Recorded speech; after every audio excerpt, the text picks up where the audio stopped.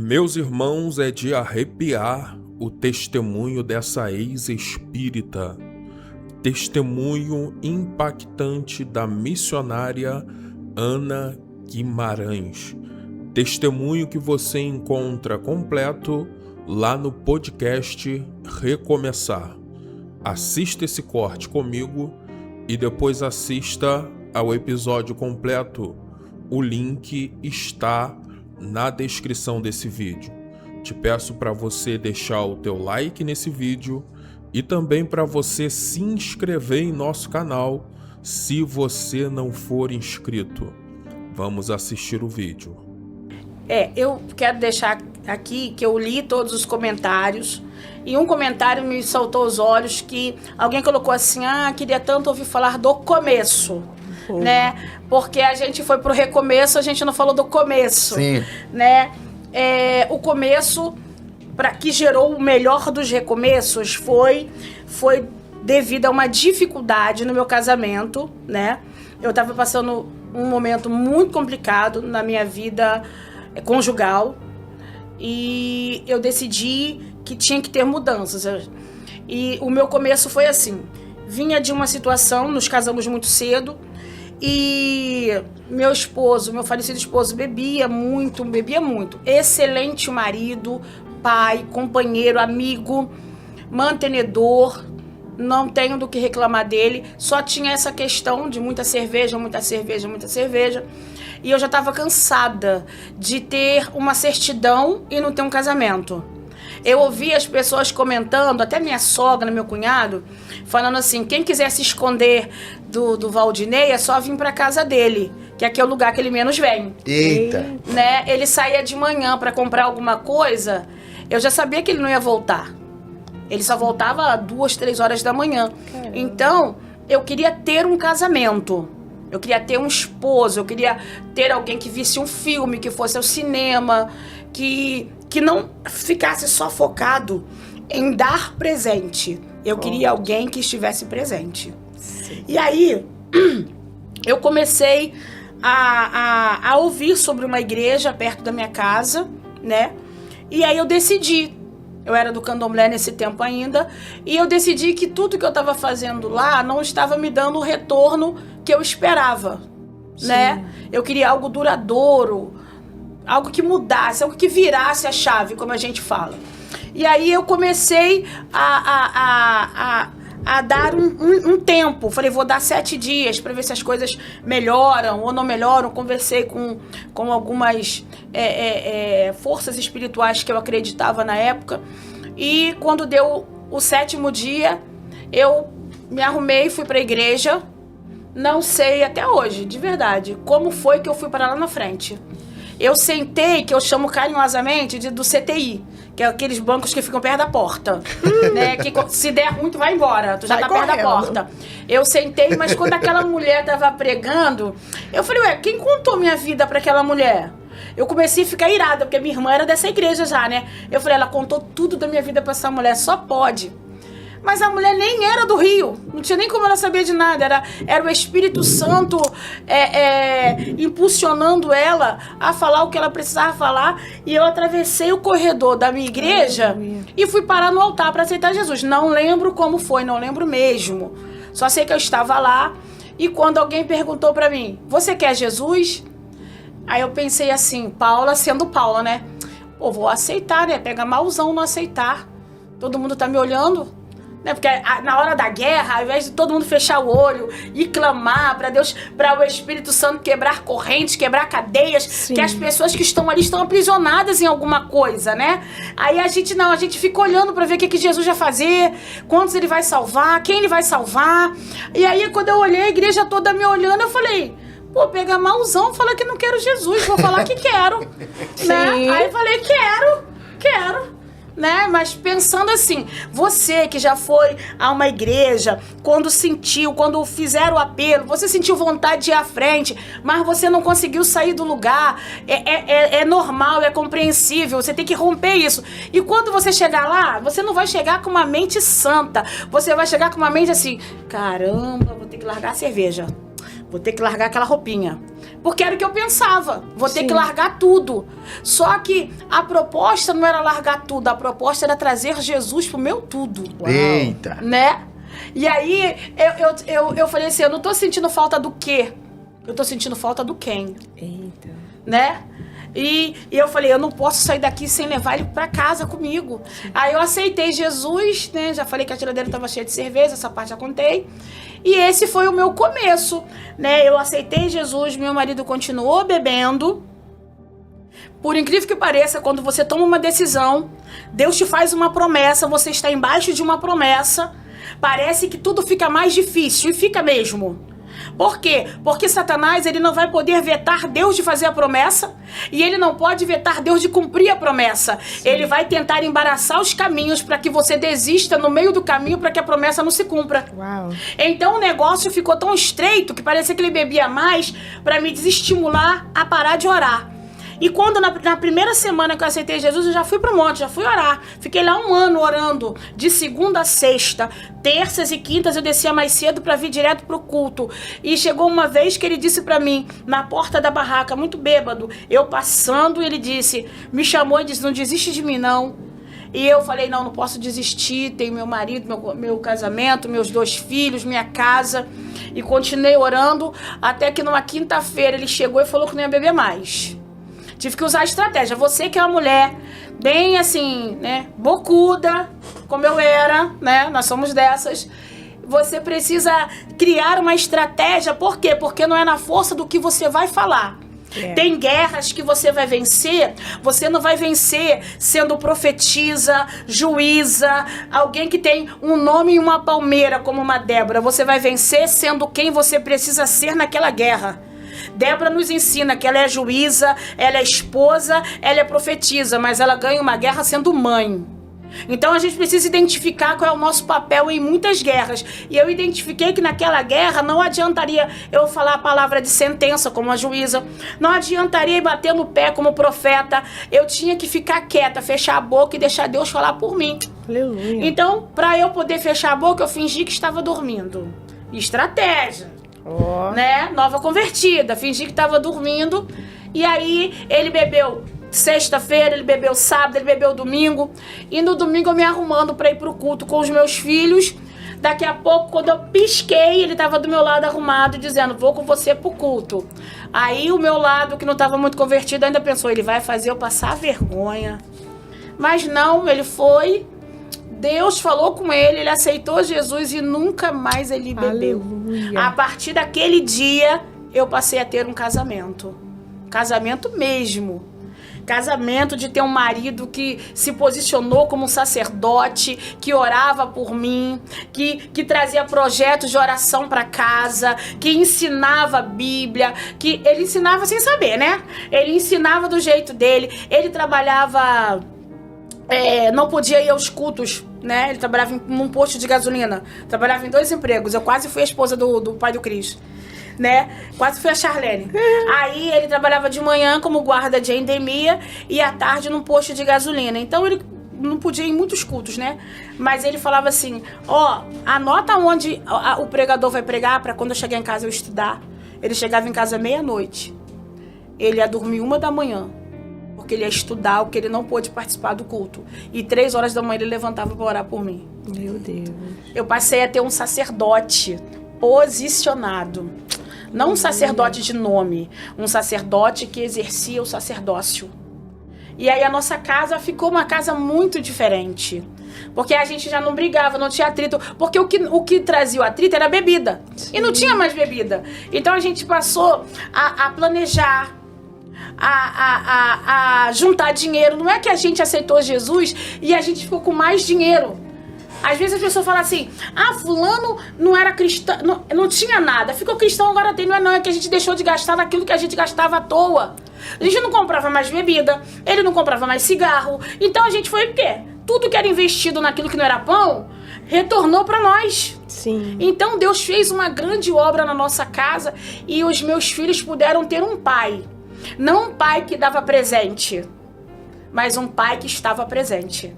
E isso fez toda a diferença. Então, para você, minha querida, que falou, fala do começo. Esse foi o começo, né? Foi assim que Jesus começou a trabalhar nas nossas vidas. E, para a glória de Deus, o meu esposo ficou uma bênção. Deus o recolheu, era tempo de Deus o recolher. Quando todo mundo achou que eu ia desistir, porque quando meu esposo morreu, eu tinha pouco tempo de cristã, e todo mundo achou que eu ia retroceder, e eu disse, Jesus, eu não te largo. Amém. Eu não te largo. E aí continuei com Jesus, cuidando dos meus filhos, né?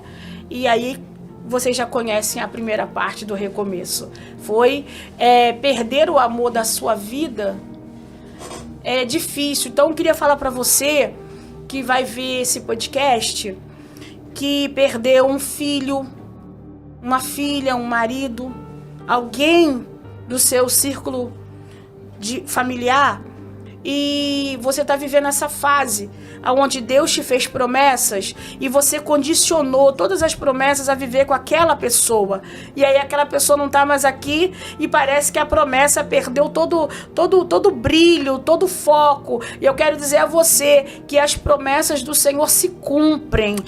Os nossos entes queridos não estão perdidos, porque o conceito de ter alguma coisa perdida é não saber onde está. Sim. Mas se você sabe onde está seu pai, sua mãe, o seu marido ou o seu filho está com o Senhor, então não está perdido. Para nós não é um adeus, para nós é um até breve, porque o que há de vir virá. Amém. E todo olho o verá, e nós estaremos com ele, porque essa é a promessa da vida do cristão. Amém. Né? Estar com ele.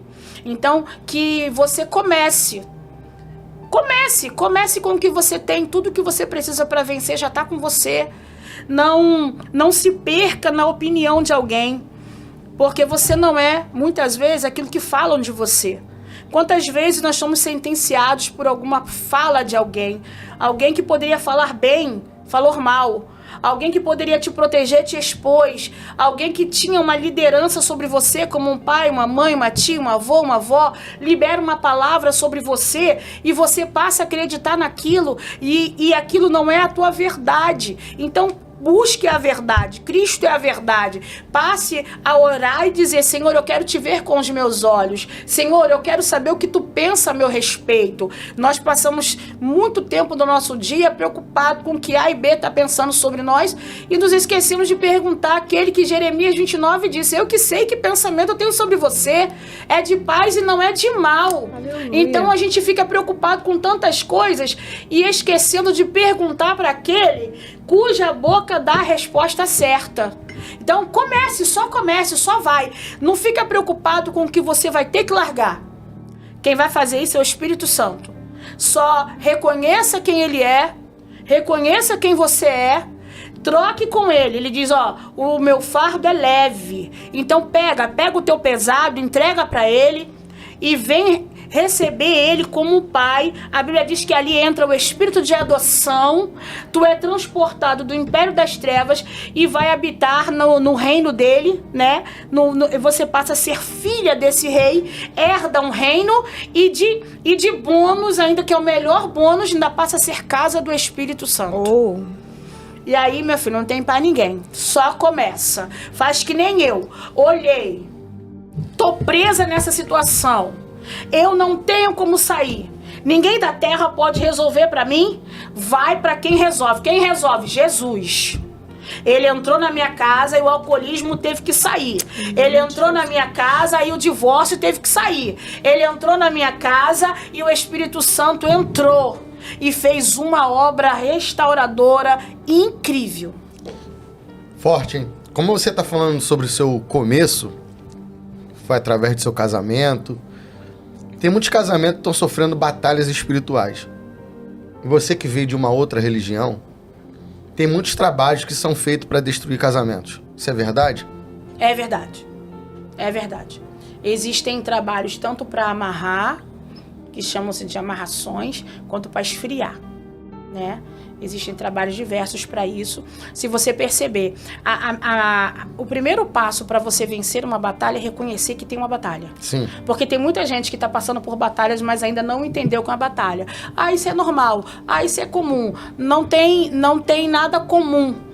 nisso. O mundo espiritual é real e a Bíblia vai nos dizer que no princípio criou Deus o que primeiro? O céu ou terra? Criou céu. Então, ele está dizendo que as coisas espirituais foram primeiro. Então, tudo que existe no físico tem uma origem no espiritual. Porque a Bíblia diz que em Deus a paternidade das coisas visíveis e invisíveis. Então, o mundo espiritual é real.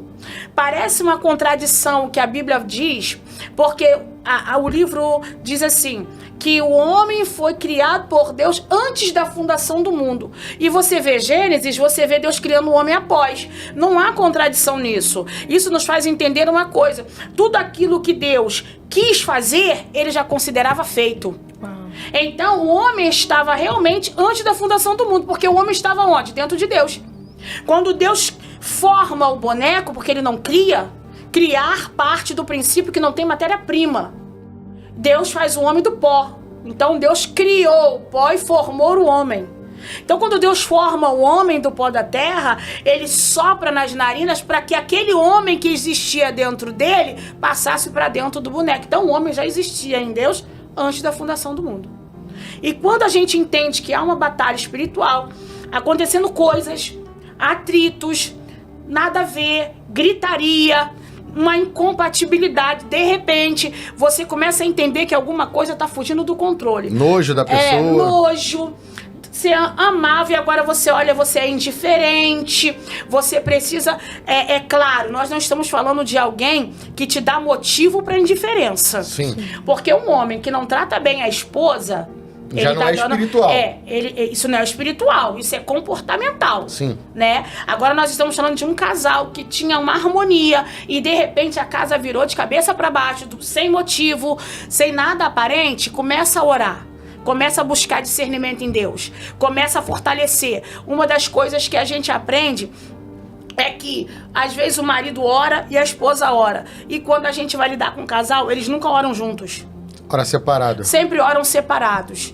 Claro que você vai orar separado, mas você nunca pode negligenciar de orar junto com aquele que o Senhor diz que agora ele é carne da tua carne.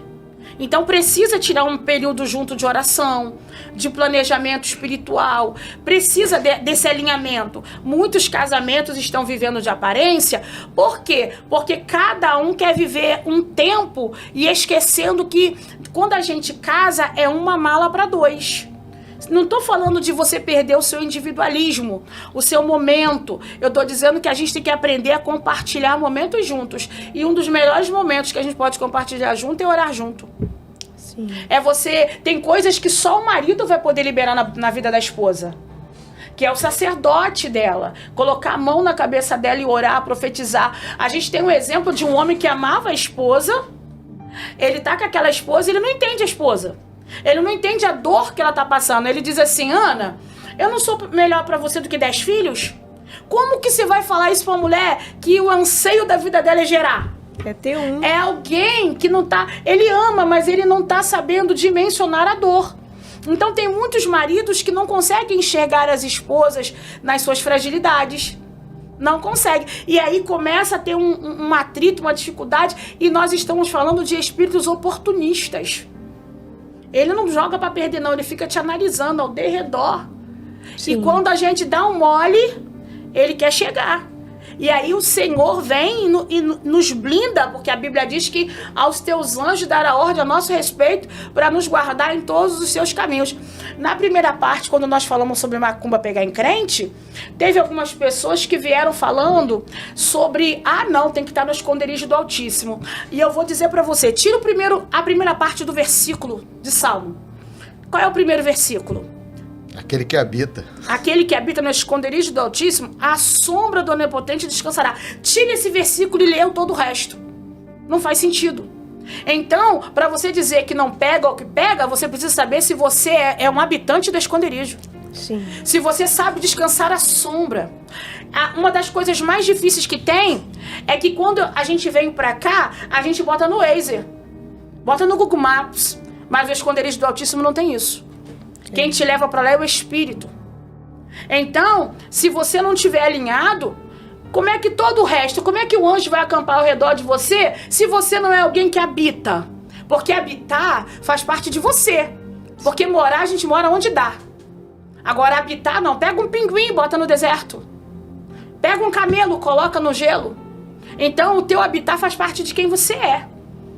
Então, o esconderijo do Altíssimo é a minha habitação, é a minha morada. E enquanto eu faço dela morada, todo o resto se cumpre. Glória a Deus. Mas quando eu não habito, o que vai cumprir? Não cumpre. Então, se você entender que é uma batalha espiritual, você precisa guerrear sobre isso.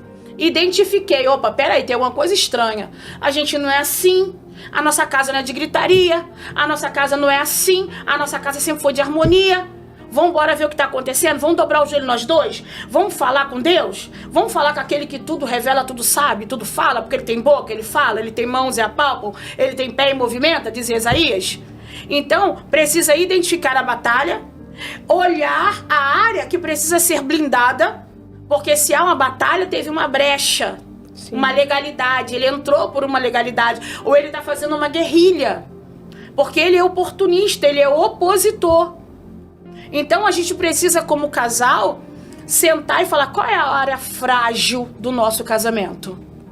Vamos passar betume nessa área, porque nessa área ele não nos pega. Vamos brindar, vamos fechar. Vamos brindar, vamos fechar. Então é isso que fala, quando você identificar uma batalha espiritual, seja ela conjugal, seja ela em que nível for, financeiro, sexual, sentimental, espiritual, você percebeu que há uma oposição, há uma guerra instaurada, leva essa guerra para o ambiente que te favorece. Qual é o ambiente que te favorece?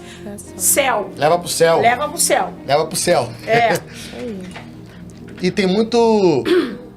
Dentro de um casamento, há um que muda o comportamento e outro não, né?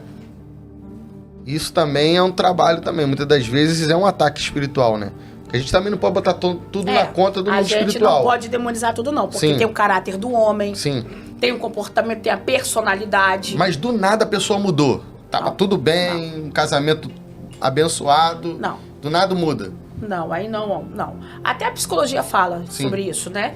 Acontece alguma coisa que muda o comportamento. Você vê que uma criança que já tinha parado alguns comportamentos, quando ela volta a praticar aquilo que ela já tinha vencido, o psicólogo diz que aconteceu alguma coisa ali, né? O comportamento muda. Você vai conversar com as pessoas que trabalham com abuso infantil, vai perceber a mudança no comportamento da criança e você vai estudar, você vai ver que aconteceu alguma coisa. Até Jesus tem um texto nos evangelhos que ele pergunta pro pai, o pai fala assim, o meu filho se joga no fogo, ele diz, quando foi que isso começou? Eita! Porque tudo tem um partido, um princípio. Tem um começo, né? Tem um começo, tem uma situação. Então, tem que entender o que aconteceu. Alguma coisa aconteceu. E aí é onde entra o diálogo. Relacionamento sem diálogo não é relacionamento, é monólogo. Então vamos lá, vou fazer uma pergunta aqui para você responder. A pessoa fazer um trabalho com uma peça íntima destrói um casamento? Pode acontecer. Pode acontecer de acontecer até que um dos cônjuges comece a ir pro lado de prostituição e adultério, né? Porque alguém que pega uma peça íntima, ou ela vai fazer para juntar, ou ela vai fazer para separar.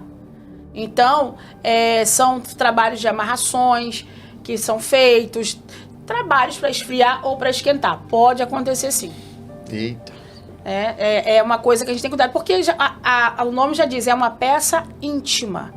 Então, ela faz parte de uma intimidade, né? Então, tem muitas situações em que pegam peças de mulher. Nós já oramos uma mulher que ela manifestou um demônio e o Senhor falou, tem uma peça de roupa dela na terceira gaveta do guarda-roupa dela, é uma peça, Deus descreveu a peça toda e quando declarou, a Deus trouxe a revelação, o diabo gritou na boca dela e ela foi liberta. Perfume também, né? Perfumes preparados, sim. Pode preparar alguns perfumes, algumas coisas, né? A gente tem que vigiar. O bom é que o Espírito Santo revela. Sim. Então esse casal, Ana, que tá sofrendo uma batalha espiritual, primeiro ele tem que identificar que é uma batalha espiritual. E como que essa pessoa faz para ela resolver isso? Buscando ao Senhor. Identificando orando, jejuando, né? Que o nosso problema, o nosso mal, é que a gente só vai agir depois que o leite derramou. Sim. Nós podíamos fazer tantas coisas de forma preventiva para poder não precisar chegar a esse ponto, né? Porque as coisas dão sinais. Nada acaba de um dia para a noite. Às vezes a gente não identificou, mas eles estavam ali, né? Então, se você percebeu que alguma coisa já saiu do lugar, não espera tudo sair do lugar. Sim. Já começa a orar, começa a perguntar: Senhor, onde está o problema? O que eu faço para resolver esse problema? Como eu vou me comportar dentro desse problema? Né? E aí o Senhor, nenhuma instrução vem sem uma direção. Deus, toda vez que te der uma instrução, Ele vai te dar uma direção. Ele vai dizer como e quando. Então, a gente precisa estar atento a isso. Começou, não espera ficar pior. Nós estamos vivendo um tempo, alguns casais, eles vão procrastinando algumas conversas. E aí vem a cerejinha e por uma coisa mínima, virou um estopim e acabou. Mas por quê? Vai jogando tudo para debaixo do tapete. Vai jogando tudo, vai jogando. E mulher é uma coisa, né? Mulher é maravilhosa. Mulher tem uma memória, né? Volta e meia fala assim, não quando a gente tava noivo. Há 15 anos atrás. A gente já tá casada há 15 anos, mas quando a gente era noivo, sim, né? Uma mulher que tá sarada não vai trazer esse passado pra cá. Sim. Uma mulher sarada sabe, esquecendo-me das coisas que para trás ficam, eu sigo.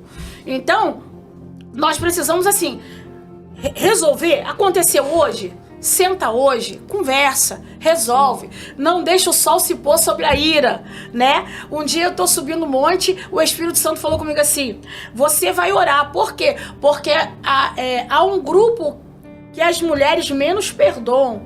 Eu disse, meu Deus, aí mexeu comigo, né? Aí eu falei, Deus, qual do grupo? O Espírito falou assim, os maridos.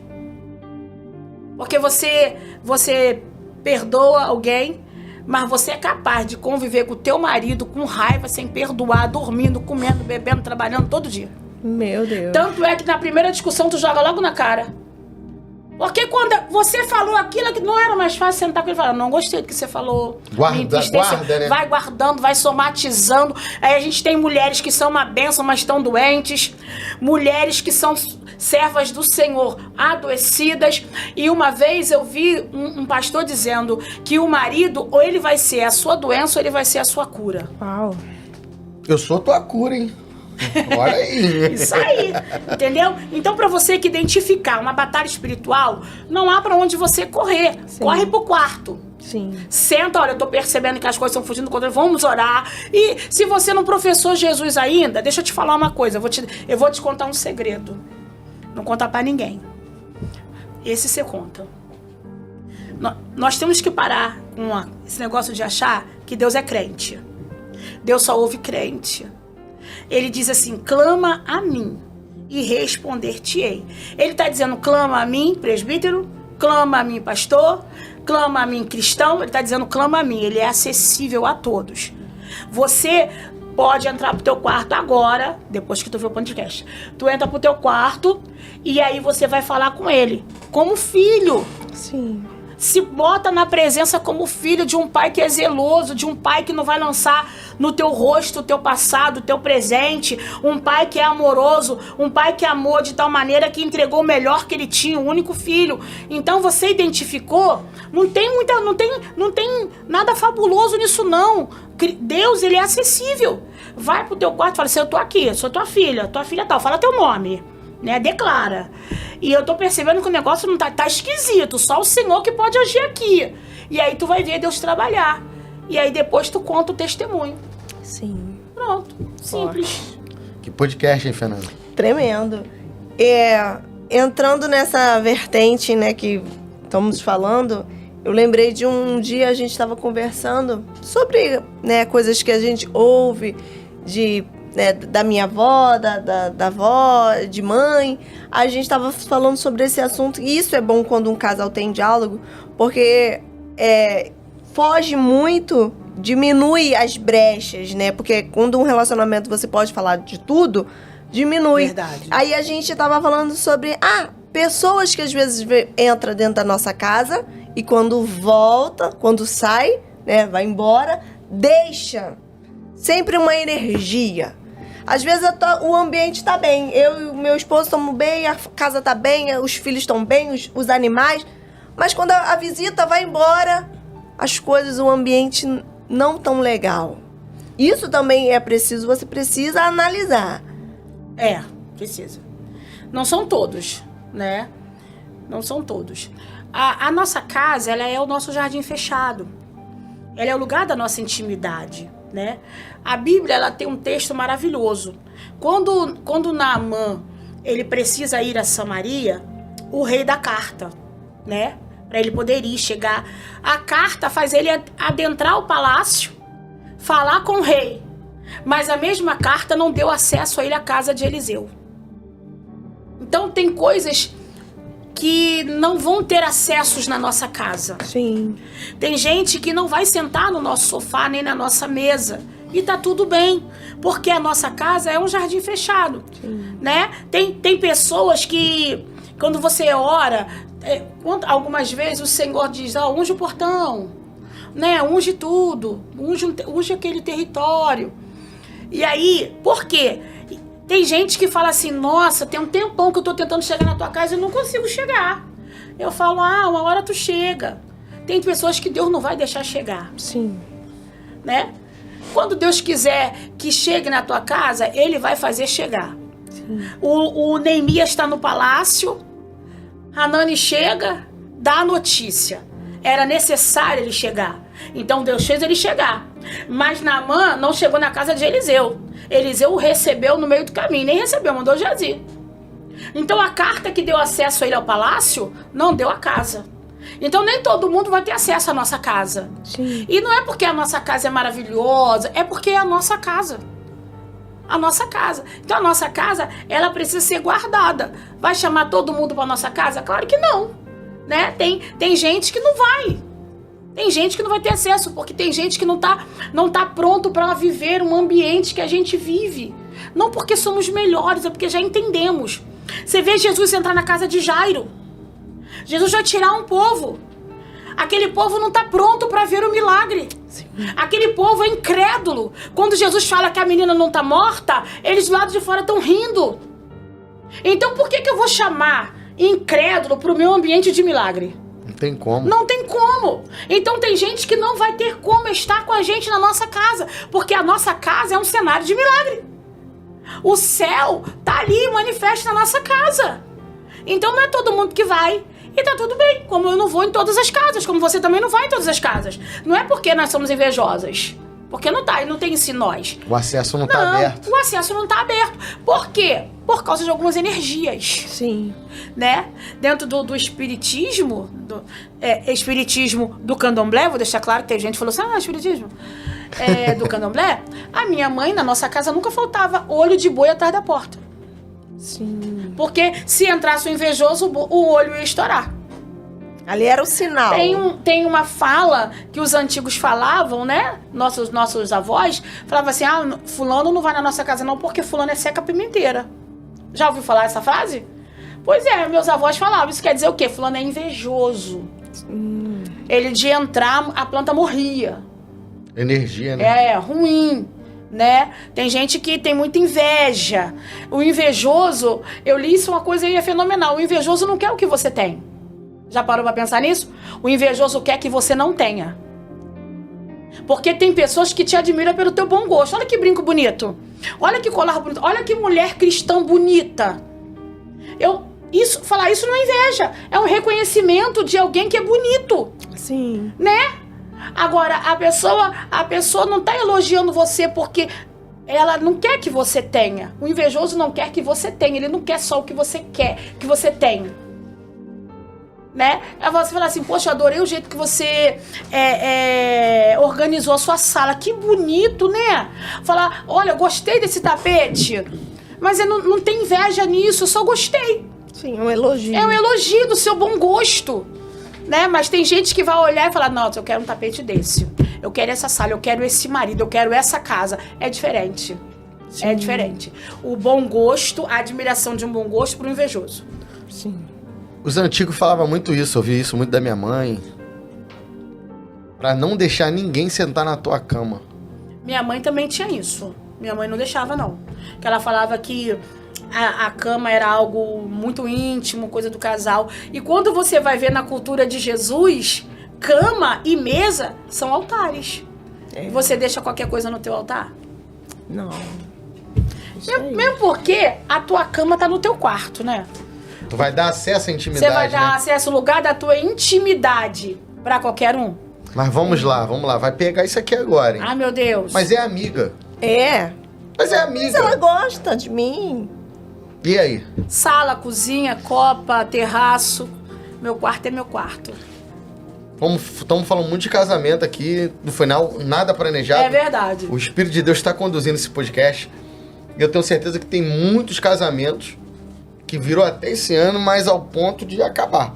Sim. E tem gente, como você falou, que é invejoso. Ele entra dentro do nosso ambiente, que é o nosso jardim ali secreto, fechado, que é a nossa casa, né? Sim. Depois que sai, não tinha briga, passa a ter briga. Sim. A gente tem que prestar atenção numa coisa. Todo jardim tem jardineiro.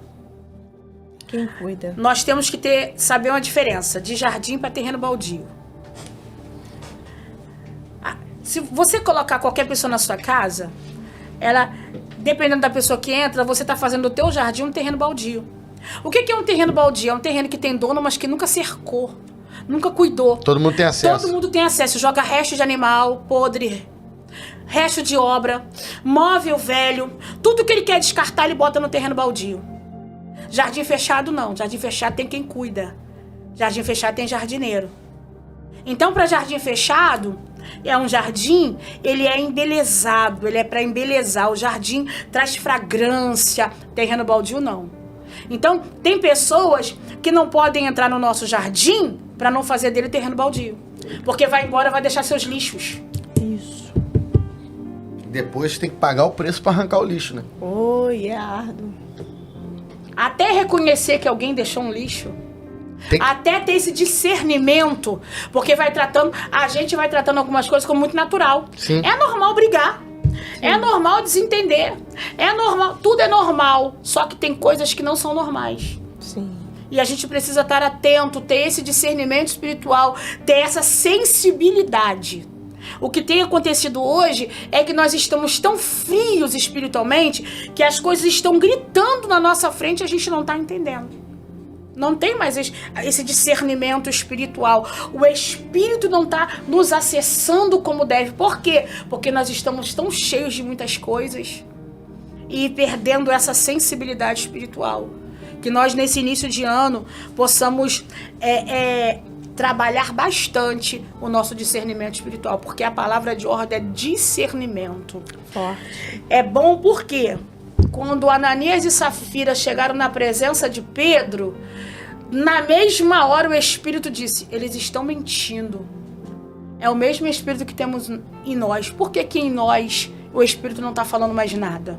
Porque temos sido apunhalados, temos sido traídos, porque o Espírito não tem falado conosco. Na verdade, o Espírito sempre esteve para falar, mas os nossos ouvidos foram entupidos. O nosso discernimento está fraco.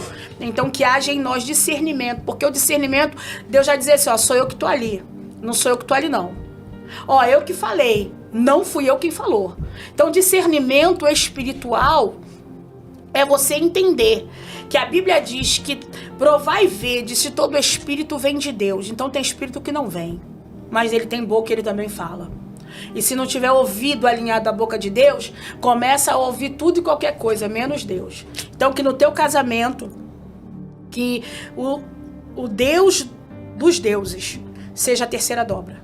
Amém. Porque aí não arrebenta. Traz ele pro casamento.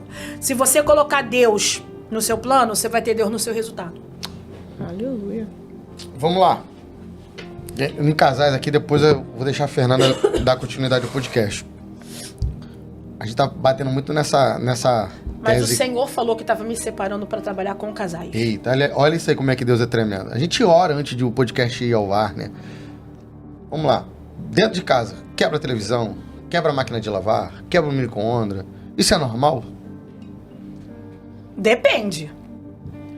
Depende de alguns fatores. Pode ser ataque espiritual? Pode ser ataque espiritual, pode não ser. Pode ser um ataque espiritual por conta da vida financeira. Geralmente alguém infiel na área financeira, ele não tem a proteção, né? Então tem um cortador, um migrador, um devorador. E tem o mau uso do eletrodoméstico, tem a vida útil do eletrodoméstico, mas geralmente quando tudo começa a quebrar ao mesmo tempo é uma coisa espiritual. E o que pode ser isso? Legalidade na vida financeira. Pode ser uma das coisas, né? Nós não vamos entrar nesse mérito aí, nós não vamos falar de finança, mas a nossa vida passa por finanças. Então, quando você é um desobediente, né, você é um incrédulo, quando você deixa de entregar o que precisa ser entregue, você abre portas espirituais, né? É interessante que desde o tempo que eu era do candomblé, eu era dizimista. Calma aí, eu vou fazer essa pergunta aqui. Calma aí, gente. A outra religião também dizima? Eu dizimava na igreja. Sério? Mas tem taxas, né? Tem a manutenção, né? Você trabalha também pela manutenção. Nós não trabalhamos, a gente não oferta e paga remédio de membros, cesta básicas, luz, né? A gente quer cultuar num ambiente confortável, com ar-condicionado. Então isso gera custos. Aconteceu algo lá na igreja lá? Esse ano agora a gente entrou com o Efatá. Eita. Deus revelou pra Fernanda e confirmou comigo. Eu tô vivendo isso aí. Tá? Só que 25 nós entramos com Shalom. Nada quebrado, nada faltando e nada fora do lugar. Foi muitas pessoas da igreja reclamando. Pô, pastor, só foi entrar essa campanha, quebrou isso na minha casa. Quebrou isso outro na minha casa. Eu tive que orar, né? Eu tive que falar com Deus. Aí eu até usei isso aqui no altar, né? Pra entrar o novo, o velho tem que sair. Mas tem muita coisa que acontece dentro da nossa casa, são legalidades que nós damos. Sim. Simbolismos. Tem casa de cristão que tem muita coisas que são simbolismo. Muito. Misticismo, Sim, né? Sim, coisas que... Sim. Você olha assim, você fala, não condiz com aquilo que vive, com o que prega, com o que louva, né? Sim. Só que tem coisas, como você falou, que a gente quer espiritualizar tudo. É o tempo da televisão. Foi a hora dela parar, né? E a gente quer espiritualizar tudo, mas tem coisas na nossa vida que realmente são batalhas espirituais. Por isso, eu volto a dizer, necessário discernimento. Sim. Porque aí você vai entender se é algo espiritual ou se é algo natural. Uma desobediência. O discernimento é tudo na nossa vida. Deus nunca honrará um rebelde. E até a questão da prioridade, né? Tem pessoas que, no momento ali, não conseguem priorizar. A prioridade são outras coisas, né? Buscai primeiramente o reino de Deus e a sua justiça, e as demais coisas vos serão acrescentadas. Às vezes nós caímos no campo da hipocrisia. Eita. Porque nós queremos uma prioridade de Deus. Eu quero ser a filhinha querida dele. Também quero. Né? Todo mundo quer. Sim. Mas o mistério não é esse. Eu sei que eu sou preferência para ele. Nós somos preferências. Sim. Nós somos o tão bom de Deus. A coroa da criação. Não é o quanto você tem de Deus. O mistério é o quanto Deus tem de você. Quanto eu entrego Porque a ele. pra ele, eu sou prioridade. E pra mim, ele é quem? Porque um dos nossos maiores erros como cristãos não é saber que ele é primeiro. Não é saber que ele é único. Não é adorar esse único Deus. É torná-lo prioridade todo dia. Sim. A gente ora quando sobra tempo. A gente lê Bíblia quando sobra tempo. A gente honra patrões horríveis. Mas não honra o Deus que te deu vida, que te deu casa, que te deu saúde, que te botou uma roupa. Então a gente honra mais pessoas do que o próprio Deus. A gente fala, um dos versículos mais difíceis é amar o Senhor acima de todas as coisas. É o primeiro mandamento. Né? Porque tem hora que tu ama mais filho, mais marido, mais tua casa, mais teu carro. Você ama mais a promessa cumprida do que quem te fez a promessa. Quantas vezes, no tempo de Zacarias, eles cumpriam 613 mandamentos, né? E o texto diz que ele era irrepreensível em toda maneira de viver, ou seja, em 613 ele dava show.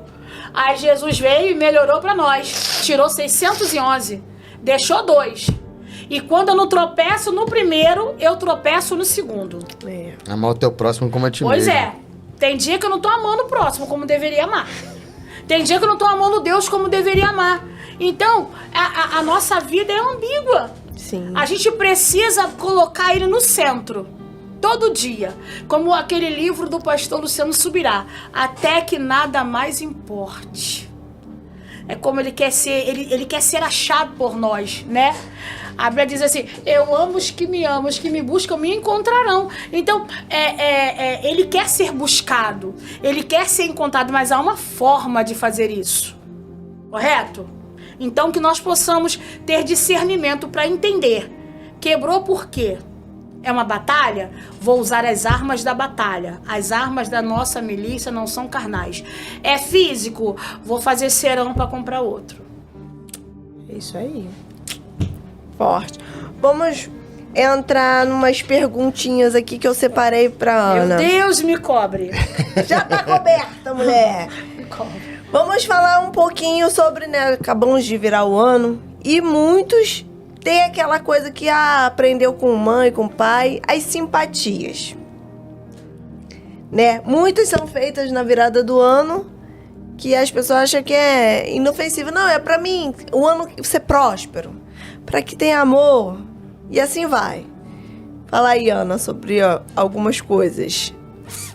Não há nem o que falar. Ah, tem! Errado. Errado, nós não precisamos. Eu não preciso virar o ano de branco. Sim. O dono da paz mora em mim. Amém. Não preciso vestir uma roupa fora para externar quem é a paz que está dentro. A paz nunca esteve associada ao que está fora. Sim. A paz tem que estar dentro. E se você tem o Espírito de Deus, tu tem a paz. Aí que entra a tua shalom, nada quebrado. Como é que você vai ter paz com tudo quebrado? Como é que você vai ter paz com tudo faltando? Como é que você vai ter paz com tudo fora do lugar? Aí quando vem, bota tudo no lugar, nada quebrado, tudo suprido, tu vive paz. Isso. Não precisa botar branco pra ter paz. Vai botar amarelo pra ter o quê? Riqueza. Isso. Vermelho pra ter amor. Eita, Jesus. Tem gente que acredita, né? Eu não tô aqui pra quebrar a crença de ninguém. Mas nós cristãos não precisamos disso. Nós temos a Bíblia diz que tem ele não tem falta de nada. Então eu vou ter que botar todo dia um verde, um azul, né, um roxo. Não, eu vou ter que fazer colorimetria. Sim. Não, a gente não tá preso nisso mais. Nós somos livres. A Bíblia diz que se o Filho do Homem vos libertar, verdadeiramente sereis livres. Tu pode passar ano novo de abóbora. Sim. Não vai fazer nada. Eu passo de preto. Não tem. Eu gosto Amor, de preto. é o que fica melhor em você, é o que deu pra você vestir. Vista, vai pro culto da virada e vai dar glória. Por quê? Porque da 10 pra meia-noite, tu dá pro teu joelho. Começa a falar com ele e tá dizendo, Senhor, tu tá no meu final, mas tu também tá no meu começo. Sim. E acabou. Não importa se é de branco, se é de verde, se é fluorescente, né? A gente bota uma corzinha que favorece. Afinal, é ano novo, porque tá bonita, né? Tu fez escova. Mas vestir por um misticismo... Ai, vou colocar uma calcinha vermelha pra atrair o amor. Que tipo de amor você quer? É verdade. Mas, Ana, isso é considerado... Macumba é considerado? Isso é misticismo. Isso é igual você, no ano novo, comer lentilha. Se eu fosse você, comeria lentilha o ano todo, porque é rico, né, naquela coisa que tem a castanha. Ela é rica em tantos minerais. Por quê? Porque ela trabalha diretamente no cérebro, então ela inibe doenças cerebrais como Alzheimer, como demência. Então, se eu fosse você, comeria lentilha pelo menos umas 2 vezes por semana. Não só no final do ano. Não só no final do ano, que aí não faz efeito, tá bom? Sim. Mas não é pela simpatia, é por causa do seu cérebro que precisa daquela vitamina que tem na lentilha. Vamos lá, mas ele é cristão. A pessoa é cristão. Virou o ano de amarelo porque ele quer prosperidade. E aí, pode? Cristão pode? Usar uma roupa amarela ali pra virar o ano? A Bíblia fala que eu posso todas as coisas, mas nem todas as coisas me são lícitas. Se ele vai com essa intenção, coitado, né? Ele tá preso numa crença, num falso voto, numa falsa crença. Porque não é o que eu visto que vai me tornar próspero.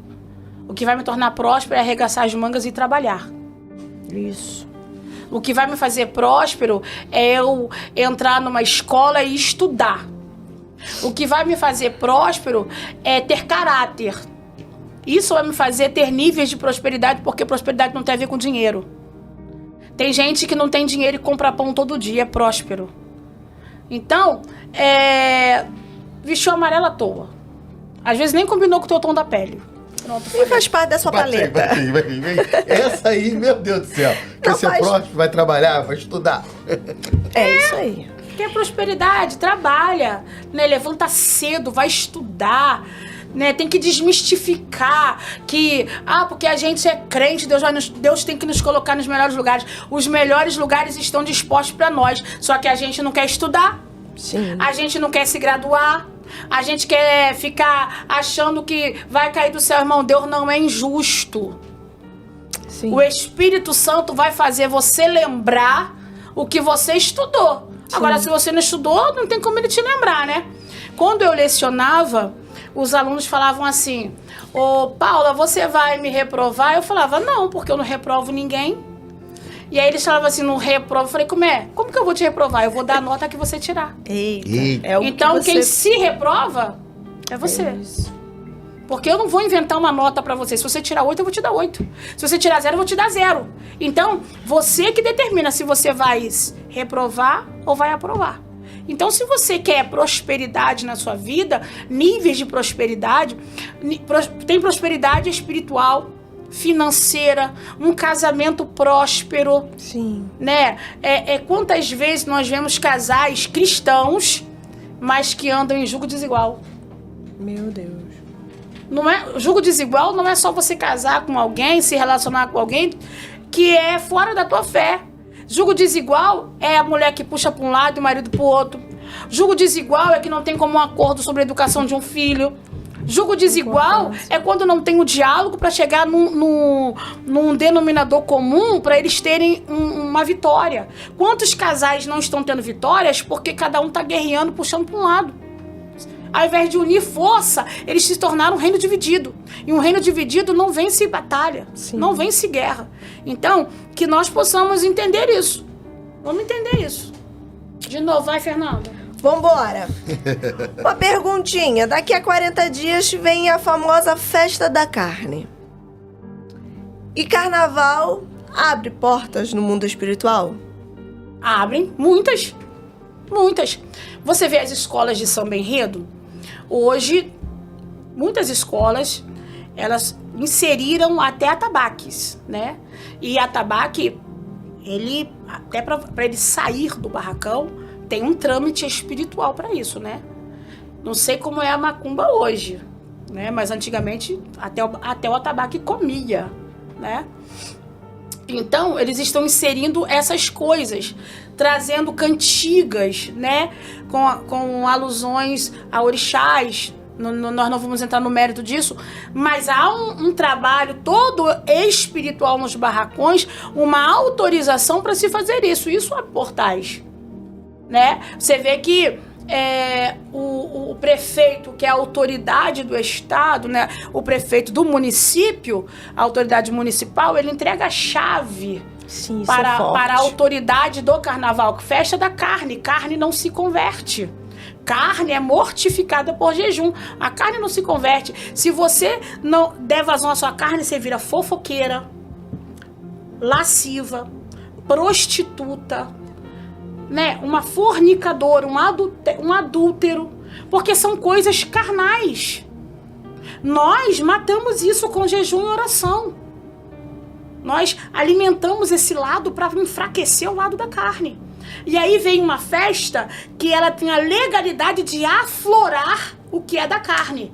Então Sim. tem muitos adultérios, muitas pessoas desviam da presença do Senhor, abrem mão, ficam fracas na fé quando antecedem, vão lá, pulam carnaval e voltam. Aí elas fazem pactos de sangue, porque todo relacionamento sexual é um pacto.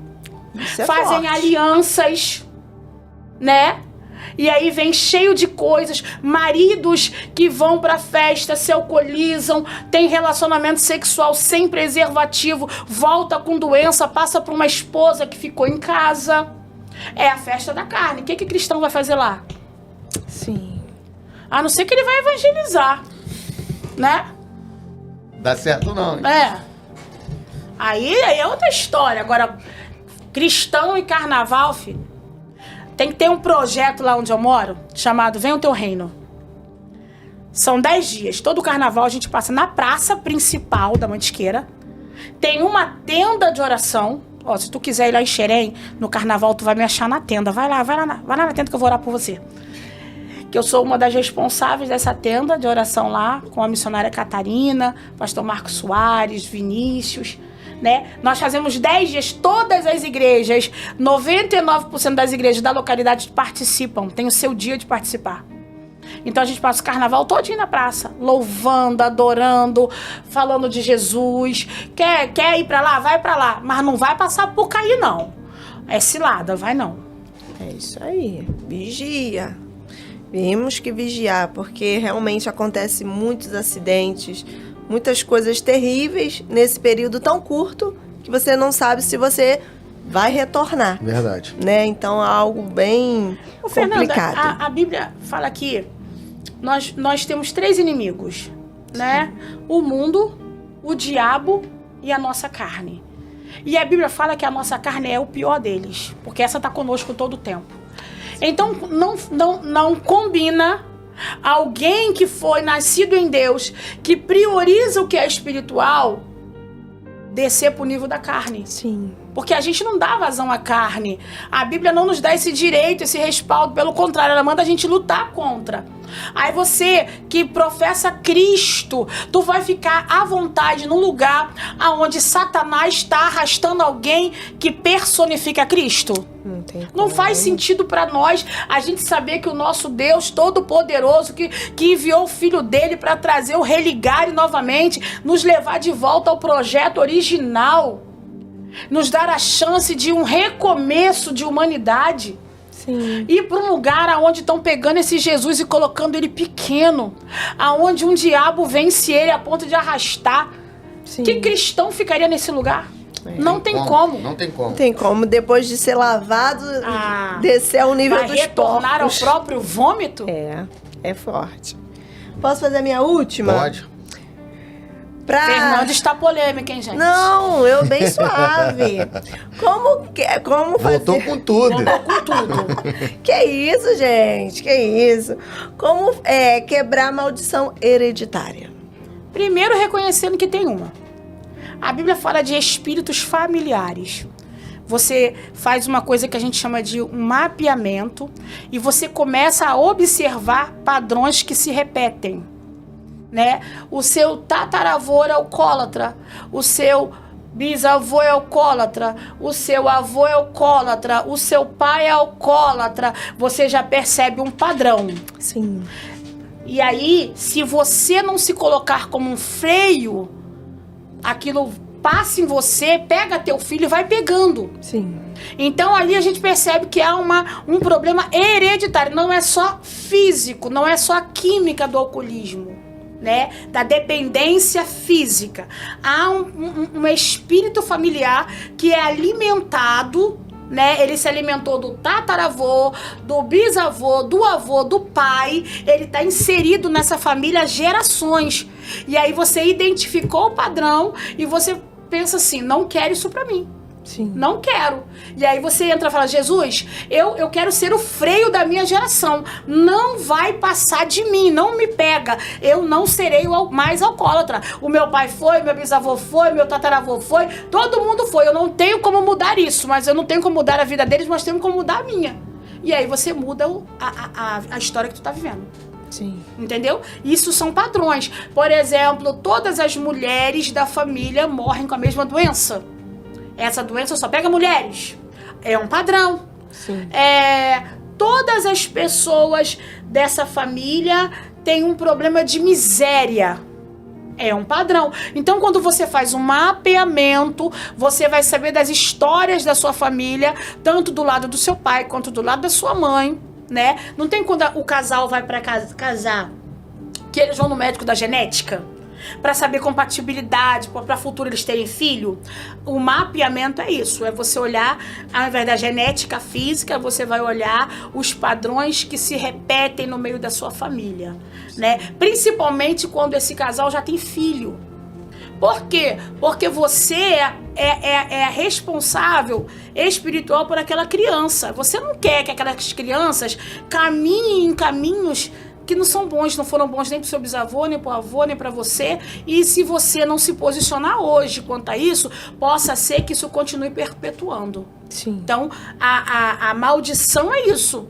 É uma coisa ruim que vai se perpetuando, né? Eu tenho uma família que todos são alcoólatras. Todos. Desde o avô, passou pelos filhos, os netos e agora os bisnetos. Todos alcoólatras. Todos alcoólatras. E morrem em decorrência do alcoolismo. Há um padrão. Sim. Então, isso é uma maldição hereditária, é algo maldito, malau, né? É uma palavra grega, malau, vem de maldição. Então, você precisa observar isso no meio da sua família. Eu fiz na minha família e eu tive que conversar com meu avô, pro meu avô, que era a pessoa mais antiga da família, me contar as histórias, para eu poder vir quebrando isso em oração. Quebrando mesmo. O padrão da minha família são problemas neurológicos, que a gente identificou fazendo mapeamento, vindo da parte do meu avô materno. Como que eu identifiquei isso? O meu avô casou-se novamente, ele separou da minha avó, casou-se novamente, e os filhos do segundo casamento têm os mesmos problemas neurológicos do primeiro. Mas a minha avó, que casou com outro, teve uma filha. A filha dela não tem. Ela é minha tia, ela é a única que não tem. Todos os outros tiveram. Minha mãe teve problemas neurológicos a ponto de ficar internada em hospital psiquiátrico. Que ela via coisas na parede, tanto demônios, né? E uma coisa que uma vez o meu tio, que ele era um babalorixá, ele disse: Paula, 95% das pessoas que estão em hospitais psiquiátricos não são loucas, são demônios. Então, elas não sabiam lidar com o lado espiritual, de ver coisas. Minha mãe via coisas na parede, minha mãe, cachorro falava com ela. Então, a minha mãe entrou para tratar disso, né? O espiritual dela, que na época ela tratou no candomblé.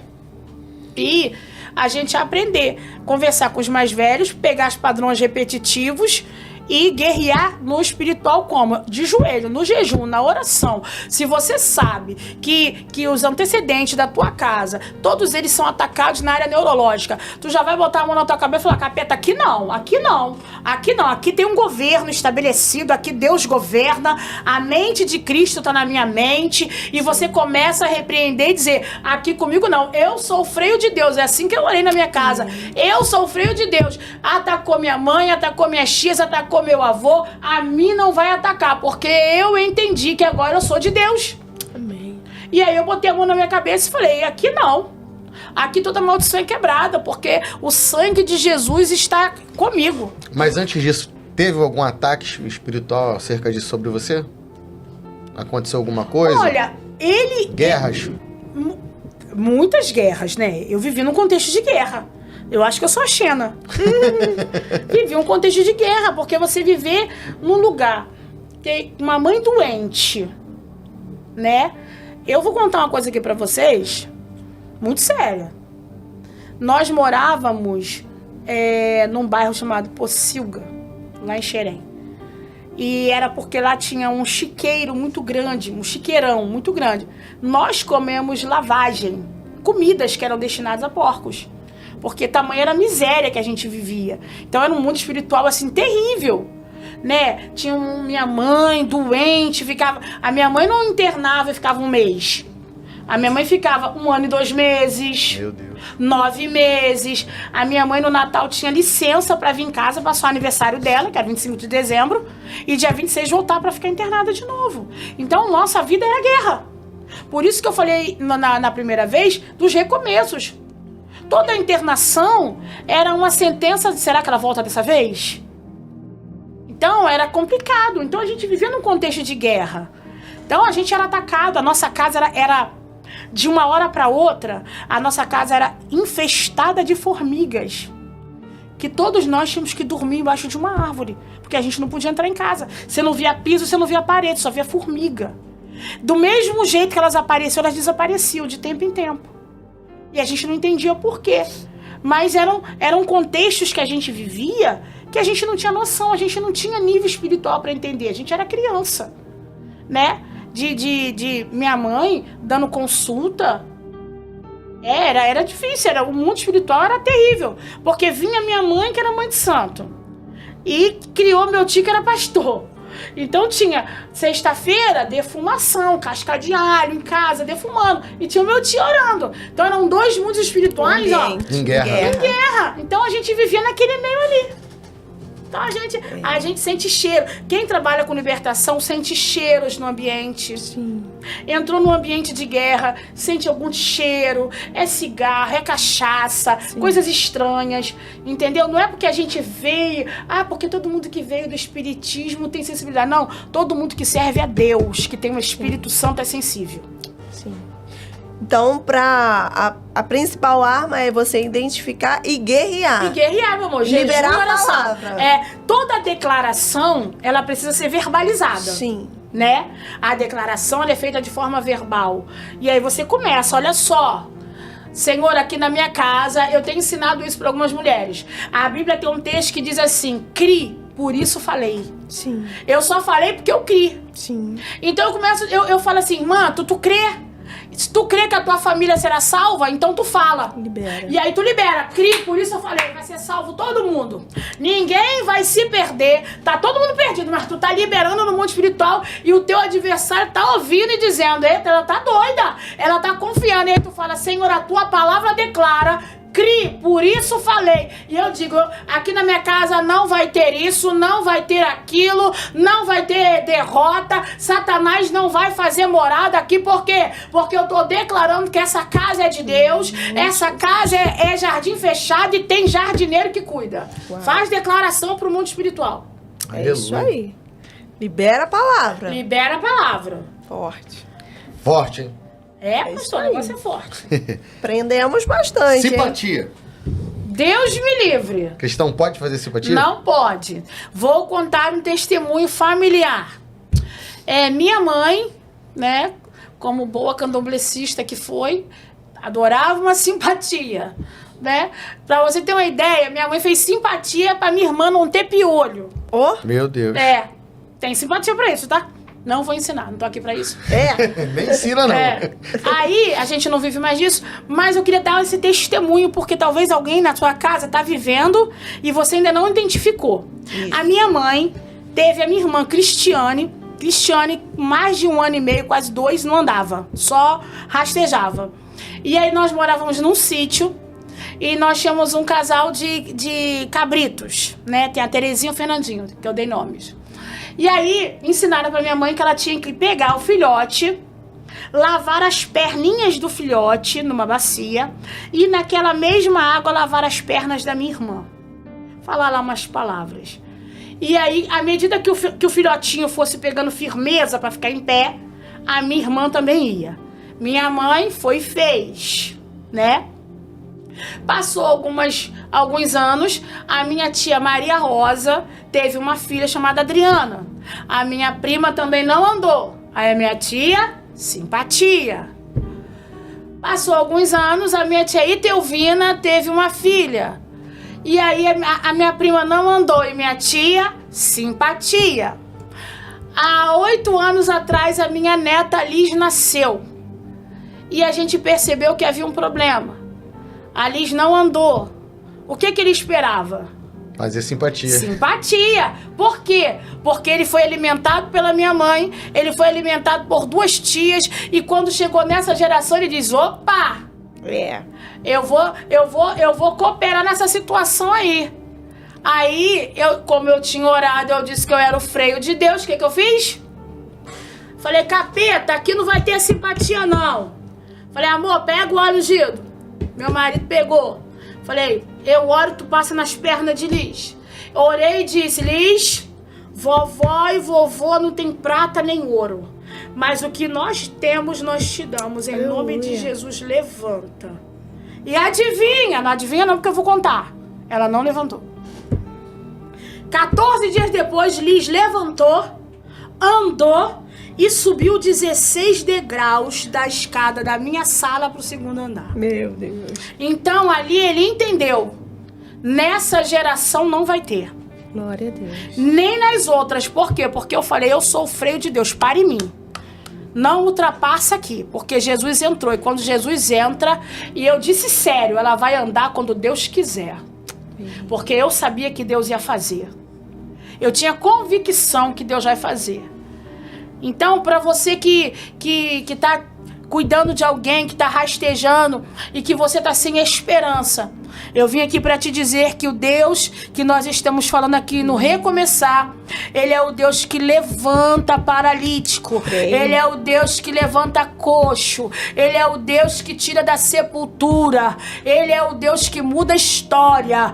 Pega um óleo ungido, ora, coloca o problema na mão do Senhor e espera, porque Deus vai fazer. Claro, tu só fez isso? Não. Ela fez tratamento no Rede Sara e eles falaram, a gente não tem o que fazer por ela. E eu disse, não precisa não, faz a tua parte, que o milagre tem gente para tem um Deus para fazer. E aí, sexta-feira, dia 30 de dezembro, Liz teve consulta no Rede Sara e o Rede Sara deu alta para ela, porque ela foi aí criança que entrou no colo, porque não andava, mas saiu de lá andando com as próprias pernas.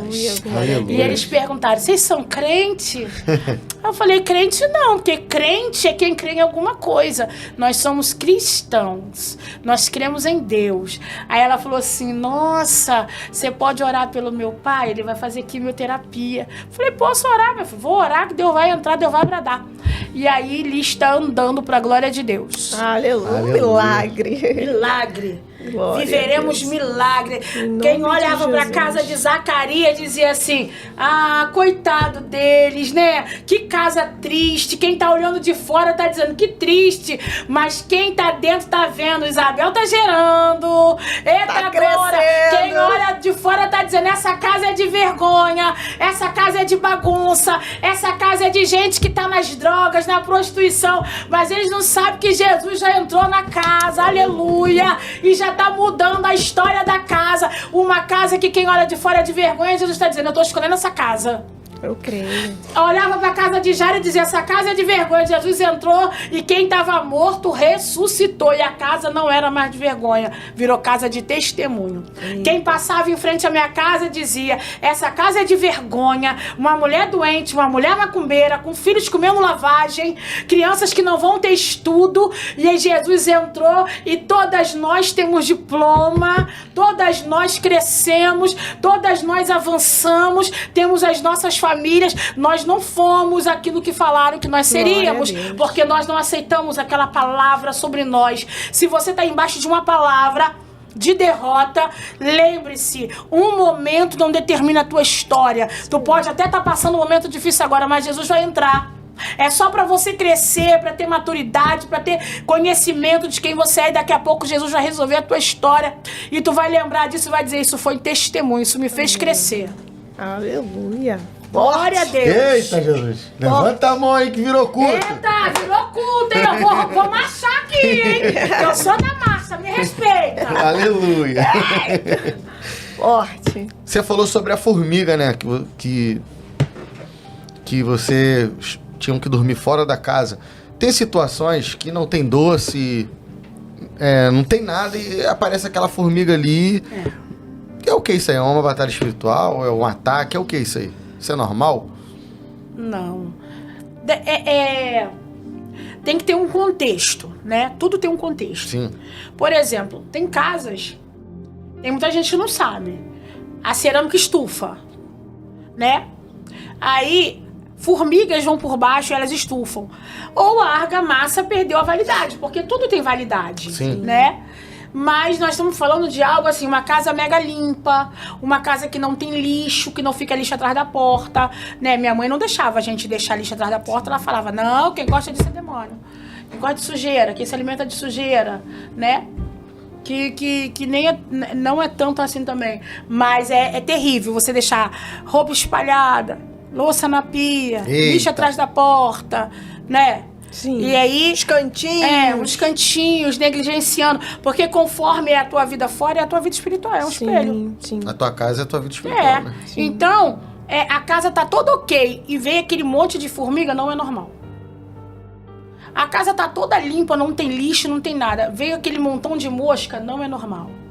Então a gente entende que há claro, o tempo vai mudar, né? Os animais, eles entendem essa mudança e às vezes com a mudança do tempo vem uma mosca, mas não é aquele enxame, aquele montão, não é. Ainda mais numa casa limpa. Sim. Você entendeu, né? Que ela falou da argamassa, ela falou do piso que estufa. Então é algo que não é normal. Casa tá limpa, montão de formiga. Isso pode ser um trabalho feito? Pode ser algo espiritual? Pode ser espiritual, sim. Dentro de alguns segmentos, vamos falar que a formiga é algo sobre inveja. E interessante que a Bíblia, ela dá um exemplo da formiga, né? Um exemplo positivo. Sim. Mas ela não dá o exemplo da formiga infestada em casa. Ela dá exemplo da formiga que trabalha. Né? Eu falo assim, mas a formiga fala coisa de Deus. Claro, Deus fala pra gente olhar pra formiga e ter como exemplo. Tem uma mensagem, não é a formiga, é um trabalho. É a unidade no trabalho. Porque elas vão fazer um formigueiro, elas não precisam ter o que se manter lá dentro. Então tá falando de organização, tá falando de prevenção, tá falando de trabalhar em unidade. Tem uma mensagem de Deus sobre isso. Agora, dentro do mundo espiritual, uma casa ser infestada por formiga não é normal. Uma casa toda limpa, veio da onde? Veio por quê? Uma casa toda limpa vai se encher de rato? Não vai. Tem um vídeo na internet que parece muita formiga na parede de uma casa. O rapaz faz oração, a formiga some tudo. Então, porque aí você vai entender que nesse caso é uma questão espiritual. Aí entra o discernimento, né? Por que apareceu essa formiga? Como é o terreno que eu moro, né? Ele é propício para formigueiros, né? Porque às vezes você não conhece a história geológica do terreno. E tem algumas coisas que são espirituais. A gente tem que saber discernir o que é espiritual e o que não é espiritual. Pode ser? Pode. Pode não ser? Pode. Irmão, te peço para você deixar o teu like nesse vídeo e também para você se inscrever em nosso canal se você não for inscrito. Deixa aqui nos comentários de que lugar do Brasil ou do mundo você está me assistindo. Ainda no campo dos comentários, se você puxar para o lado, vai aparecer um botão escrito hypar. Pode ser que ele não apareça para todas as pessoas, mas se ele aparecer para você, aperta nesse botão e ajuda o YouTube a distribuir esse vídeo para mais pessoas. Te peço para você compartilhar esse vídeo com alguém que precisa assistir esta mensagem. Compartilhe com seus amigos, familiares, compartilhe em seus grupos de WhatsApp, compartilhe em seus grupos de oração, seja instrumento de Deus. No comentário fixado, eu vou deixar o link do meu canal no WhatsApp. Se você quer receber todos os conteúdos do PH Produções em primeira mão, entra lá e me segue, porque eu tenho compartilhado todos os conteúdos por lá, tá bom? Irmãos, ouvindo o testemunho da missionária Ana Guimarães, nós podemos continuar acreditando nesse Deus que fez grandes sinais acontecerem no passado e que faz grandes sinais acontecerem também nos nossos dias. O Evangelho, a mensagem de Cristo, ela nos leva a mudar a direção da nossa história. Eu não sei qual é o local que você tem vivido, eu não sei qual é a forma que você tem vivido os seus dias, mas eu quero te dizer que Jesus, ele é o ponto de mudança na nossa história. A mensagem de Cristo, ela vem para que a nossa vida, ela venha a ser transformada por esta mensagem. Então entregue o seu caminho ao Senhor, entregue a sua vida ao Senhor. Talvez você está há muito tempo afastado dos caminhos do Senhor. E através desse vídeo que não apareceu para você em vão, Deus está te dizendo: é tempo de voltar, é tempo de retornar para os caminhos do Senhor, para perto do Pai. Então entenda que essa mensagem, ela é uma mensagem para que a tua vida venha a ser transformada. Deixa aqui nos comentários: eu quero voltar para Jesus, eu quero retornar para os caminhos do Senhor. E eu creio que essa grande comunidade vai estar orando pela sua vida e também vai estar entregando, né, os seus caminhos, a sua vida, a sua família nas mãos do Senhor. Se esse vídeo falou ao seu coração, deixa o teu like. Nos siga também para mais vídeos. Que Deus abençoe tua vida poderosamente.